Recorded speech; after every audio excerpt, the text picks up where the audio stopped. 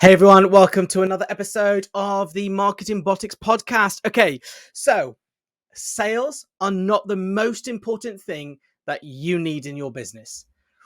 Decisive. It really is. Look, we all know without sales, then you're not going to sell anything, you're not going to make money, and you're not going to be able to grow. And that's obvious. But what salespeople never tell you is that, they're not the first point of call. They're not the inlet into the business. Yeah, they might be the ones making, the cold calling and speaking to people and convincing them to buy the products.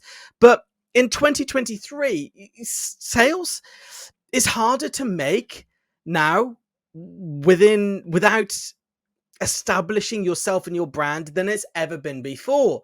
So sales is not the thing that's going to get you sales. It's going to be marketing. And I suppose this brings into the sales and marketing divide, doesn't it? How much you need which one comes first, the chicken and the egg, sales or marketing. So sales are not the most important thing that you need when growing your business.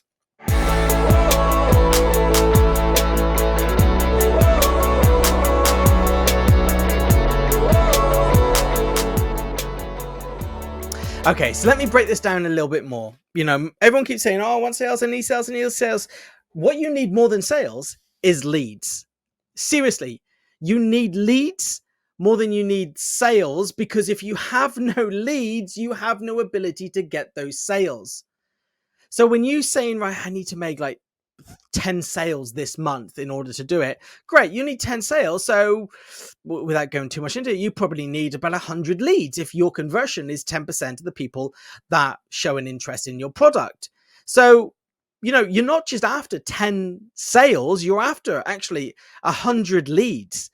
You might be phoning people up and getting them on the phone, and people call that cold calling, we call that selling. But in fact, even that's changed now, because when you initially get them on the phone, you're not selling to them anymore. Not in 2023 and beyond. You're not selling to them. You're making yourself known to them. You're getting in their way. You're making sure that they're aware of you to set up that follow-up meeting or whatever it might be. So technically that first phone call kind of falls into marketing now than it ever did before. Look, great to salespeople who say that they can cold call, and I love, I don't love cold calling. In fact, I hate cold calling, but still I can do it. It does take an art form to do, and 10 years ago, or even 5 years ago, a cold call was a sales call because you could make a sale on that call. But you just can't do that anymore. It's a marketing call. So when I say sales are not the most important thing you need in the building, what sales are not the most important thing you need in your business is because leads are the most important thing you need in your business.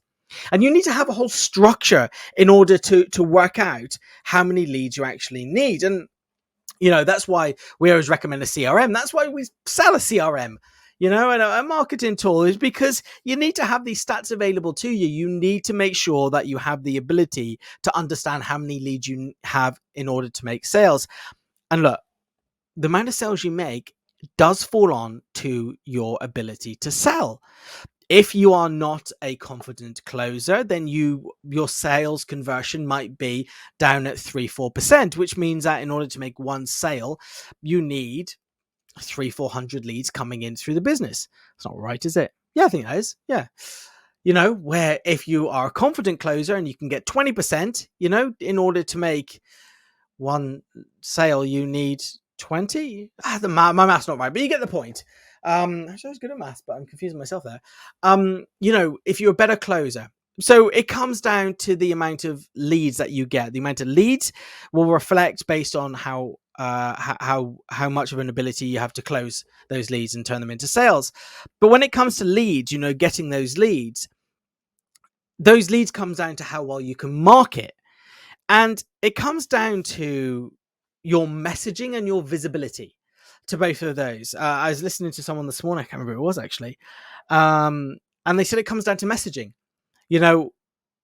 If you walk in, if you've got a mortgage consultant, two mortgage consultants, and one says, yeah, look, business is fine. I make loads of leads. I put my stuff onto LinkedIn, on Facebook, and all this, everywhere in social media, and people get me on a website, and I do all right. I get loads of leads, and I can convert those into sales. Brilliant. And then you see someone else who says, no, I'm doing all this. I'm putting up social media posts and things like that, and nothing's happening. I've got a website. Then it comes down to your message. It really does. If you've got two people doing exactly the same thing, and most likely they are, then it comes down to the message in which you are displaying. Your message isn't right. So if you twist your message to suit your audience that you're targeting, then it's more likely going to work. Now, I'm not saying you copy the person that is making it work, because they might be targeting a completely different type of demographic than you are. It might be down to location. People in Sheffield are going to respond differently to people in London. You might be sourcing houses between like 200 and 500,000 pounds worth, and they might be sourcing houses which are £1 million plus, and that's that. When it comes to tradespeople, let's say decorators, if you are targeting people for kitchen renovations that have an income of over £100,000 because you want high-end crisp stuff, then they're going to be targeting completely different type of people than working class people. Then if you're targeting working class people with an average income salary of between like 30 and 60,000. So, copying someone else isn't necessarily always the right answer, unless they are targeting exactly the same people as you are. And obviously the other thing is always add personality into it. Don't make it wooden, don't copy, so it's exactly the same. You've got to add your own personality into this. So leads is always the thing that you need to concentrate on more than anything else. Your marketing is important. And when it comes to your marketing, the messaging and your personality in it makes a huge difference to whoever is watching and engaging with you. So make sure that you focus on that. And again, it all comes down to the percentages of things. Work out what is your percentage. How many leads do you need to get in order to how many leads you need to get in order to make the conversions that you need to make the money and the sales that you need to. As I said, and this comes down to who you are as well, and your ability to close. I think my ability to close is probably about average. I wouldn't say I'm an expert closer, but also I'm not a bad closer. It's about average. So, if I've got a salesperson that can close a lot better than me, they don't need as many leads in order to convert that. Me, I need an average amount of leads because my conversion is about average. The other thing that you got to consider is every industry is different. The price point of your product might be different to other people. So if someone's offering the same product as you at 3 times the price, which can happen, then obviously they're not going to convert as many people as you're going to convert. But at the same time, they don't need to, because they're charging a higher amount. So the one thing I want you to focus on when it comes down to understanding that sales are not the most important thing in your business, they are important, needs to happen. You need to make sure you get those sales, but don't just think you need sales, think you need leads, and understand how many leads that you need to get in order to make those sales happen. Work out your percentage. And again, one of the ways that you can do this is via a CRM, is using a sales funnel in order to understand it. How many leads you got coming in, how many people are aware of you, interest you, how many people are speaking to you, how many people have you got in your negotiation stage, how many people have closed. And understand that. And then if you are selling a product like mine, which is a SaaS product, a CRM system, you need to understand your churn. How many people are leaving? How many people are not leaving after month 1, month 2, month 3? Because again, that will change how many leads you need to get in, because I might need 10 sales a month, but if I'm losing 2 people a month, then I need 12 people a month in order to make those 10. In order to make sure that I got that system set up correctly. So I hope that helps understand that sales are not the most important thing you need in your business. Leads are. Marketing rules. The great marketing versus sales debate. Yes, marketing does rule, in my opinion. You can always sell with marketing, but I don't think you can sell without marketing.